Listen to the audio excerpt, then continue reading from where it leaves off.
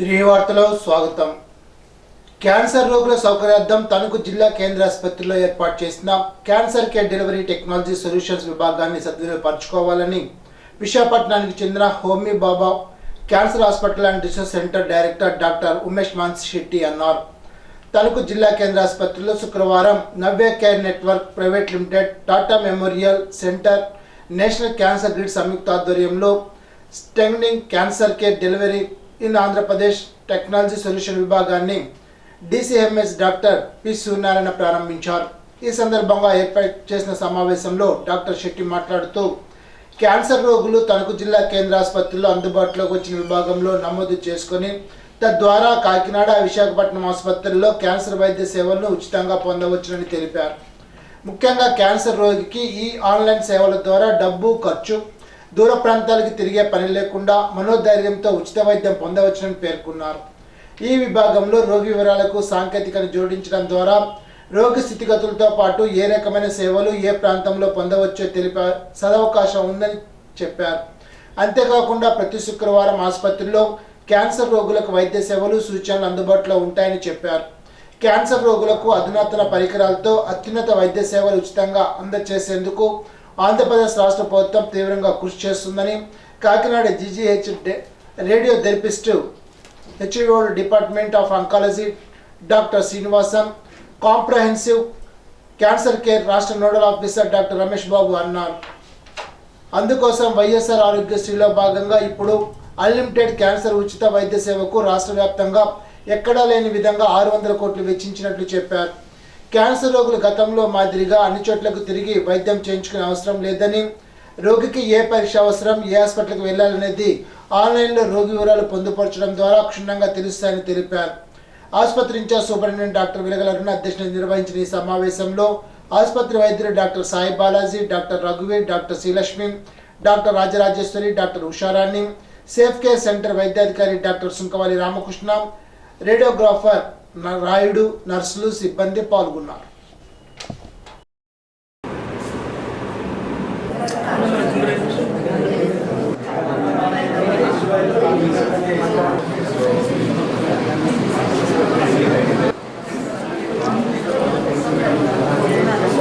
The Navya online solutions for cancer care is being implemented in Kakinada and Tanaku, and subsequently we are also going to implement it in Srikakulam and Tekali. For those who know something about cancer, I'm sure you'll agree that diagnosing a cancer is a nightmare. Number one. Number two, more than 2/3 of our population is rural. So it becomes even more challenging to diagnose a cancer in rural setting. We are fortunate that we have technological developments where today you don't have to travel distances to get market, to get groceries, to get whatever you wish. Everything is available online, and this is something similar. So any patient you come across who has a suspected cancer, or you are not able to diagnose what the disease is, this is an option where online platform can be utilized. And this advantage of this online platform is it is an artificial intelligence based platform where you get an opinion what to be done next within a couple of hours.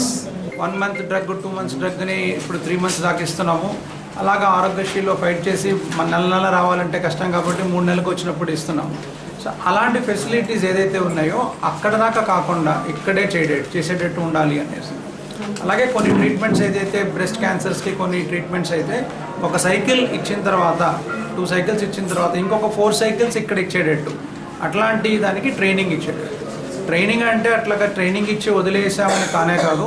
ఈ programme start అయినప్పుడు కానివ్వండి, మధ్యలో రెగ్యులర్గా we will be visiting here and giving more trainings to these people. అది కాకుండా మీ దగ్గర నుంచి వేరే స్టాఫ్ నర్సెస్ని కూడా వీళ్ళకి కూడా హయ్యర్ అండ్ ట్రైనింగ్స్కి అలా కూడా చేసి దీన్ని ఏది 1 day 2 daysలో 15 రోజులు అయిపోతుందని కాకుండా దాన్ని ఎట్లాగా ఎంత స్కేలప్ చేయాలి, ఏ బెనిఫిట్స్ రావాలనే దాని మీద క్లారిటీ ఉంది కాబట్టి ఎంతవరకు చేయగలమో దాన్ని చేయొచ్చు.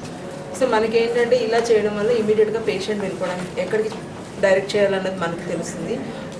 అదేవిధంగా ట్రీట్మెంట్ ఫెసిలిటీలో మనకి ఏదైనా డౌట్ ఉంటే మనకి ఆల్రెడీ హబ్కి టైఅప్ అయి ఉన్నాం కాబట్టి మన హబ్ సెంటర్ నుంచి వస్తుంది. సో పేషెంట్కి చాలా వరకు మనీ సేవ్ అవుతుంది, తిరగక్కర్లేదు. 3-4 సార్లు ఇది సపోజ్ ఇక్కడికి నా దగ్గరకు వస్తుంది, నేను మళ్ళీ ఇంకొకటి కావాలని కానీ ఇంకొకటి ఇలా నేను తిప్పక్కర్లేకుండా అన్నీ ఇక్కడే ఫెసిలిటీస్ చేయొచ్చు, అన్ని డయాగ్నోసిస్లు అన్నీ ఇక్కడ చేసేయచ్చు. అదేవిధంగా కరెక్ట్గా ఆమె ఎక్కడికి వెళ్ళాలి అన్నది చెప్పొచ్చు, 10 ప్లేసులు తిరగక్కర్లేకుండా. సో టైం సేవ్ అవుతుంది, మనీ సేవ్ అవుతుంది, పేషెంట్కి కూడా ఒకలాంటి సెక్యూరిటీ వస్తుంది. వాళ్ళకి అప్రహెన్షన్ అనేది ఉంటుంది, యాంగ్జైటీ అనేది క్యాన్సర్ పేషెంట్కి అది కూడా చాలా వరకు తగ్గుతుంది. సో డెఫినెట్గా ఇది మనకి చాలా హెల్ప్ఫుల్గా ఉంటుంది. ఆచంట నియోజకవర్గ ఏపీయూడబ్ల్యూజీ అధ్యక్షులుగా గుర్రాల శ్రీనివాస్, ప్రధాన కార్యదర్శిగా దిద్ద చిరంజీవి సుకుమార్, కోశాధికారిగా ముత్యాల షణ్ముఖ్, సభ్యులుగా యు సతీష్ కుమార్ ఎంపికయ్యారు. శుక్రవారం ఆచంటలో జరిగిన ఎన్నికల ప్రక్రియకు ఐజేయు నేషనల్ కౌన్సిల్ మెంబర్ ముత్యాల శ్రీనివాస్, ఏపీయూడబ్ల్యూజే కన్వీనింగ్ సభ్యులు పిటి వెంకటేశ్వరరావు, కొలిశెట్టి వీర వెంకట తాతారావు పరిశీలకులుగా వచ్చారు. సమావేశంలో ఉపాధ్యక్షులుగా కొట్టి రామం, జవ్వాది మోహన్ వెంకటేశ్వరరావు, సహాయ కార్యదర్శులుగా తానేటి శేఖర్, వనం సత్యనారాయణ, సభ్యులుగా రామారెడ్డి, వసంత్ కుమార్, రాహుల్, సతీష్ కుమార్, సాగర్, నాగేశ్వరరావు, రాంబాబు, ఆర్కెరెడ్లు ఎంపికయ్యారు. మాజీ మంత్రి ఆచంట నియోజకవర్గ శాసనసభ్యులు రంగనాథరాజు నాయకత్వంలో నియోజకవర్గం నుండి 16 బస్సులు, ఇతర వాహనాల్లో సుమారు 2000 మందికి పైగా విజయవాడలో ముఖ్యమంత్రి జగన్మోహన్ రెడ్డి ప్రారంభిస్తున్న అంబేద్కర్ స్మృతివనం విగ్రహావిష్కరణ కార్యక్రమానికి తరలి వెళ్లారు. పెనుమంట మండలం నుంచి వైఎస్ఆర్సీపీ ఎస్సీసీఎల్ అధ్యక్షులు బుర్రా రవికుమార్ ఆధ్వర్యంలో 500 మంది పైగా తరలి వెళ్లారు. ఎంపీపీ కర్రి వెంకటనారాయణ రెడ్డి శుక్రవారం ఉదయం యాత్రను ప్రారంభించారు. యాత్రలో రాష్ట్ర విద్యా మౌలిక వసతుల కార్పొరేషన్ డైరెక్టర్ కొవ్వూరు వేణుమాధవ్ రెడ్డి, ఈది అనితా ప్రవీణ్, దొంగ దుర్గా ప్రసాద్, తాడిపత్తి ప్రియాంక, ప్రసన్న కుమార్, మట్టా కుమారిరాము, ఎంపీటీ సభ్యులు గడ్డం ఈశ్వరుడు, వివిధ గ్రామాల సర్పంచులు, ఎంపీటీసీ సభ్యులు, వైఎస్ఆర్సీపీ నాయకులు, కార్యకర్తలు తరలి వెళ్లారు. నిడమరులో అంగన్వాడీ వర్కర్ల సమ్మె 39వ రోజుకు చేరుకుంది. ప్రభుత్వ కార్మిక వ్యతిరేక విధానాలకు నిరసనగా అంగన్వాడీ వర్కర్లు గ్రామంలో ప్రదర్శన జరిపి డాక్టర్ బిఆర్ అంబేద్కర్ విగ్రహానికి పూలమాలలు వేసి నివాళులర్పిస్తూ ప్రభుత్వ వ్యతిరేక నినాదాలు చేశారు. సిఐటియు జిల్లా ఉపాధ్యక్షుడు నారపల్లి రామనారావు మాట్లాడుతూ అంగన్వాడీ వర్కర్లు 39 రోజులుగా సమ్మె చేస్తున్నాం. రాష్ట్ర ప్రభుత్వం నిమ్మకు నీరెత్తినట్లు ముద్దునిద్రతో నిరంకుశంతో చట్ట వ్యతిరేక విధానాలను అవలంబిస్తోందని, రాజ్యాంగ నిర్మాత బిఆర్ అంబేద్కర్ విగ్రహావిష్కరణ చేస్తున్న జగన్మోహన్ రెడ్డికి బిఆర్ అంబేద్కర్ రాజ్యాంగంలో రాసిన సామాజిక న్యాయం ఆశయాలు అమలు చేయకుండా విగ్రహావిష్కరణ చేయడానికి అర్హత లేదని అన్నారు. సుభాష్ని, వెంకటలక్ష్మి, జయమ్మ, ఉమామేశ్వరి, నాగమణి, సచివతి, స్వరాజ్యలక్ష్మి, అనురాధ తదితరులు పాల్గొని మాట్లాడారు. రాష్ట్ర ప్రభుత్వం ప్రవేశపెట్టిన ఆరోగ్యశ్రీ వైద్య శిబిరాలను అర్హులందరూ సద్వినియోగం చేసుకోవాలని ఉండి మండల పరిషత్ అభివృద్ధి అధికారి ఎస్ రవీంద్ర పిలుపునిచ్చారు. చెరుకువాడలో ఆరోగ్యశ్రీ ఫేజ్ 2 వైద్య శిబిరాన్ని ప్రారంభించిన అనంతరం రవీంద్ర మాట్లాడారు. 5 లక్షల నుండి 25 లక్షల వరకు ఆరోగ్యశ్రీ సేవలు ప్రభుత్వం పెంచిందని తెలిపారు. మెరుగైన వైద్య సేవలు పొందేందుకు ఈ శిబిరాలు దోహదపడతాయని వివరించారు. గ్రామ సర్పంచ్ కొండవీటి సాంబశివరావు అధ్యక్షతన జరిగిన సభలో ఈఓపీఎడ్ అందే కొండలరావు, పిఎస్సి వైద్యాధికారి బి సాయిచంద్ర, గ్రామ కార్యదర్శి కసిరెడ్డి గోపాలకృష్ణతో పాటు పలువురు ప్రముఖులు, వైద్యాధికారులు, సచివాలయ సిబ్బంది తదితరులు ఈ కార్యక్రమంలో పాల్గొన్నారు. అందరికీ నమస్కారాలు తెలియజేస్తూ ఈ కార్యక్రమం గురించి తీసుకోవాలి. ఒకేసారి ఎక్కువ తినలేదు, కొద్ది కొద్దిగా ఎక్కువ తీసుకోవాలి.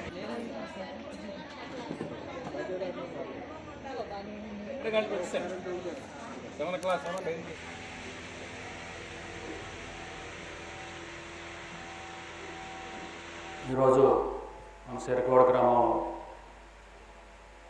జగనన్న ఆరోగ్య సురక్షత కార్యక్రమం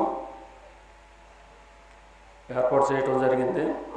జగనన్న సురక్షత అంటే మన గౌరవ ముఖ్యమంత్రి జగన్మోహన్ రెడ్డి గారు రాష్ట్రంలో ఆరోగ్య సురక్షత మీద అనేక కార్యక్రమాలు చేయటం జరిగింది. అనేక వేలాది కోట్లు ఈ ఆరోగ్యం మీద అది ఏర్పాటు చేయడం జరిగింది. ఈ కార్యక్రమంలో భాగంగా ఈరోజు చెరుకువాడ గ్రామంలో గతంలో ఒకసారి ఏర్పాటు చేసినటువంటి కార్యక్రమంలో వందలాదిగా వచ్చి 700 మంది ఈ వైద్యం చేయించుకోవడం జరిగింది, టెస్టులు చేయించుకున్నారు. ఈ టెస్టుల్లో వచ్చినటువంటి డాక్టర్లందరికీ కూడా ముందుగా మా సిరికవాడ గ్రామం తరఫున అభినందన తెలియజేస్తున్నాను. అలాగే ఈ కార్యక్రమంలో వచ్చిన గ్రామ ప్రజలంతా కూడా ఈ కార్యక్రమాన్ని ఉపయోగించుకోవాలని. ఆకువీడు నగర పంచాయతీలో అధికార పార్టీ నేతలతో కలిసి అధికారులు స్కాములు చేస్తున్నారని ఎమ్మెల్యే మంత్రి రామరాజు సమక్షంలో కమిషనర్ కృష్ణమోహన్ ను టీడీపీ కౌన్సిలర్లు నిలదీశారు. టీడీపీ జనసేన కౌన్సిలర్లు కూడా ప్రజలచే ఎన్నుకోబడిన ప్రజాప్రతినిధులైన విషయాన్ని మీరు మనవరాదని కమిషనర్ కృష్ణమోహన్ నిలదీశారు. నగర పంచాయతీకి వచ్చే ఆదాయంతో ప్రతిపక్షం అనే భావన లేకుండా అన్ని వార్డులు అభివృద్ధి చేయించాలని అన్నారు. కార్యక్రమంలో TDP fold leader Bolla Veerasetha, Battula Syamala, Kimidi Nagaraju, Motupalli Ramavaraprasad, Bolla Venkatrao, Nokatla Ramarao, Gandham Uma, మాజీ సర్పంచ్ గొట్ల గణపతి, మేనేజర్ వెంకటేశ్వరరావు తదితరులు పాల్గొన్నారు.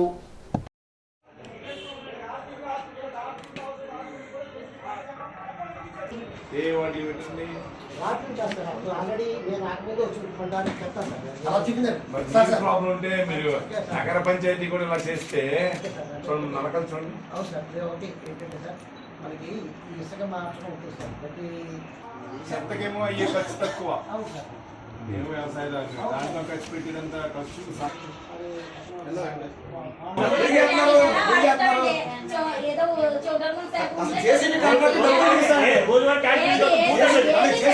డబ్బు తెచ్చిస్తాడు. చాలా మూటగా ఆ రోజు 50 రూపాయలు తెచ్చారు.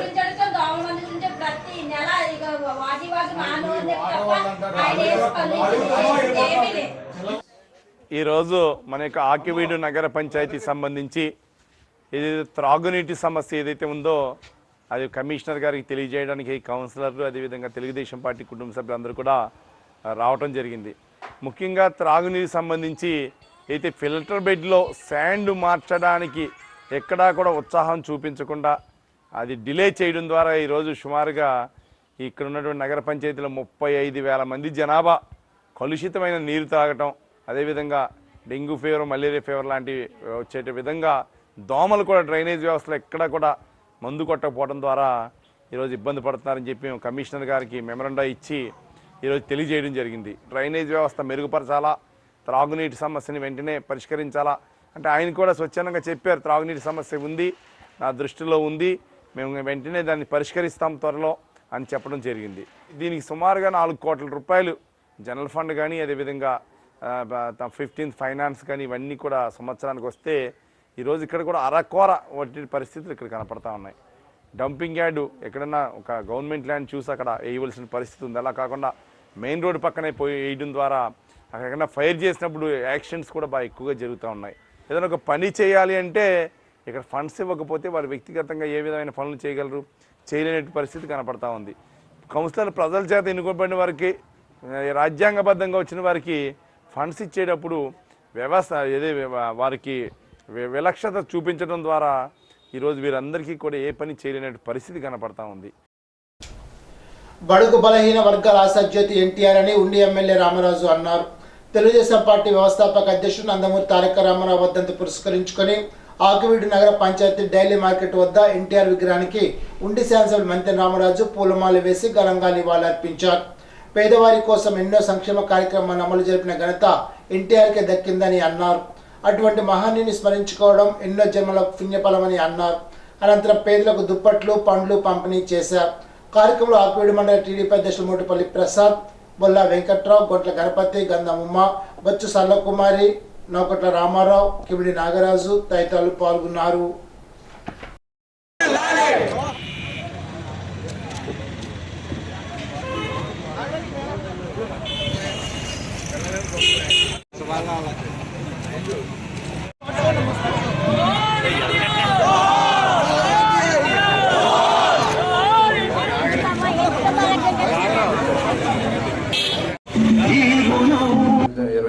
వర్ధంతి కార్యక్రమానికి ఇచ్చేసినటువంటి పెద్దలందరికీ కూడా నా హృదయపూర్వక నమస్కారాలు, ధన్యవాదాలు తెలియజేసుకుంటున్నాం.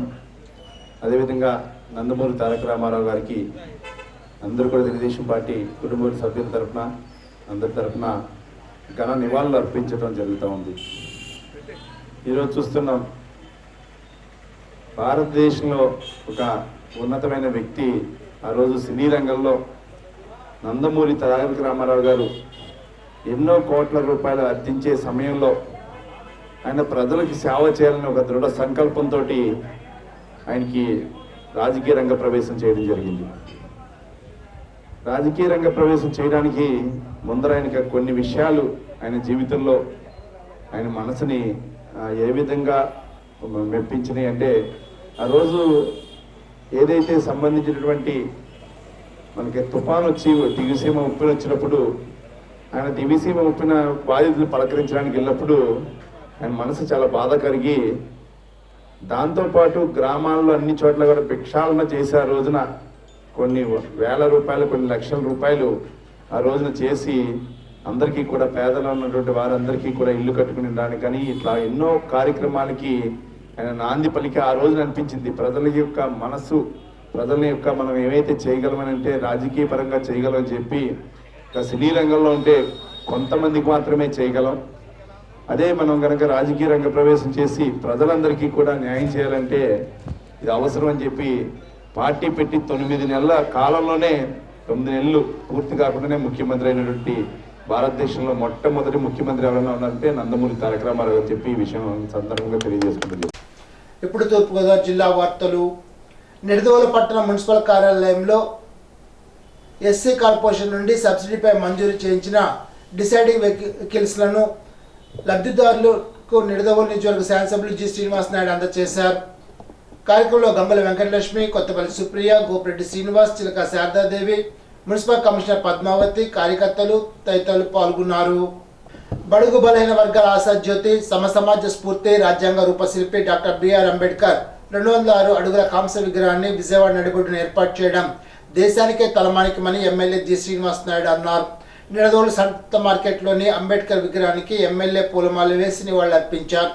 సామాజిక న్యాయ శిల్పం ఆవిష్కరణకు విజయవాడ వెళ్తున్న బస్సులకు ఎమ్మెల్యే జెండా ఊపి ప్రారంభించారు.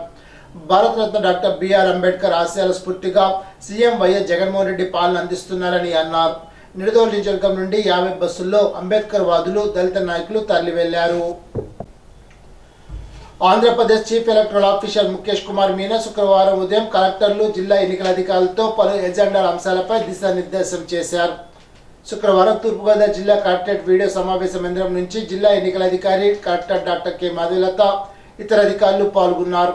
ఈ సందర్భంగా కలెక్టర్ మాధవీలత మాట్లాడుతూ ఓటరు జాబితాకు సంబంధించిన మార్పులు, చేర్పులు, తొలగింపులకు సంబంధించి వచ్చిన దరఖాస్తులను ఎన్నికల సంఘం మార్గదర్శకాలకు అనుగుణంగా పరిష్కరించడం జరిగిందని అన్నారు. స్పెషల్ సమ్మరీ రివిజన్ 2024 మేరకు తుది ఓటరు జాబితా రూపకల్పన, ఖచ్చితత్వం కోసం తనిఖీ చేయడం జరిగిందని తెలిపారు. భారతదేశంలో స్వతంత్రానికి ముందు 1931లో కులగణన జరిగిందని, నేడు అంబేద్కర్ విగ్రహావిష్కరణ రోజున కులగణన ప్రారంభించడం అంబేద్కర్కి ఇస్తున్న ఘనమైన నివాళని జిల్లా ఇన్ఛార్జి మంత్రి, రాష్ట్ర బీసీ సంక్షేమ, సమాచార, పౌర సంబంధాల, సినిమా, ఆటోగ్రఫీ శాఖ మంత్రి చెల్లుబోయిన శ్రీనివాస్ వేణుగోపాలకృష్ణ పేర్కొన్నారు. శుక్రవారం సామాజిక న్యాయ శిల్పం డాక్టర్ బాబాసాహెబ్ అంబేద్కర్ 125 అడుగుల కాంస్య విగ్రహ ఆవిష్కరణ కార్యక్రమంలో పాల్గొనే రాజమహేంద్రవరం రూరల్ నియోజకవర్గం నుండి స్వచ్ఛందంగా నాయకులు, ప్రజలతో కలిసి ర్యాలీగా మంత్రి బయలుదేరి వెళ్లారు. ఈ సందర్భంగా మంత్రి వేణుగోపాలకృష్ణ మాట్లాడుతూ స్వతంత్రానంతరం జరిగిన కారణం చేత అనేక మందిలో అపోహలు ఉన్నాయని, వాటన్నింటినీ పటాపంచలు చేసి పరిష్కరించే దిశగా రాష్ట్ర ముఖ్యమంత్రి వైఎస్ జగన్మోహన్ రెడ్డి కులగణన ప్రక్రియ ప్రారంభించడం భారత రాజ్యాంగ నిర్మాత డాక్టర్ బాబాసాహెబ్ అంబేద్కర్కు ఘనమైన నివాళిగా భావిస్తున్నట్లు పేర్కొన్నారు.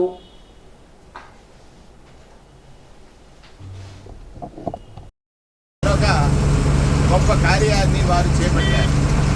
ఈ దేశంలో స్వాతంత్ర్యానికి ముందు 1931లో జరిగినటువంటి కుల గణన దేశానికి స్వాతంత్ర్యం అనంతరం జరగని కారణం చేత అనేక మందిలో అపోహలు ఉన్నాయి, ఆశలున్నాయి, బాధలున్నాయి, ఈతి బాధలున్నాయి.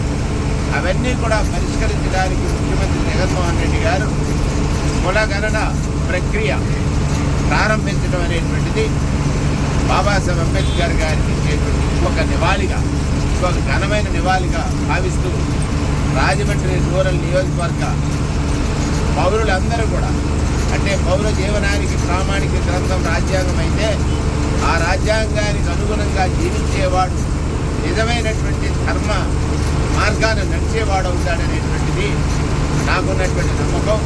దానికి మా నాయకులందరితో కలిసి సుమారు 15 బస్సుల్లో బస్సుకు 60 మంది చొప్పున బయలుదేరి ఇవాళ విజయవాడ నగరంలో జరిగేటువంటి ఈ మహోత్సవం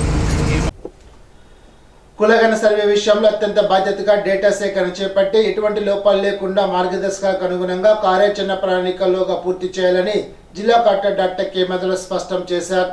శుక్రవారం స్థానిక 10వ వార్డులో కులగణ నమోదు ప్రక్రియను కలెక్టర్ ఆకస్మికంగా తనిఖీ చేశారు.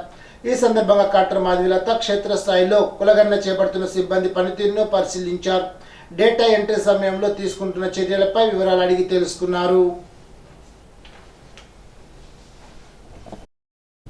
శుక్రవారం రాజమండ్రి కేంద్ర పొగాకు పరిశోధన సంస్థలో రైతు వంగడాల హక్కుల పరిరక్షణ అంశంపై వర్క్షాప్ నిర్వహించారు.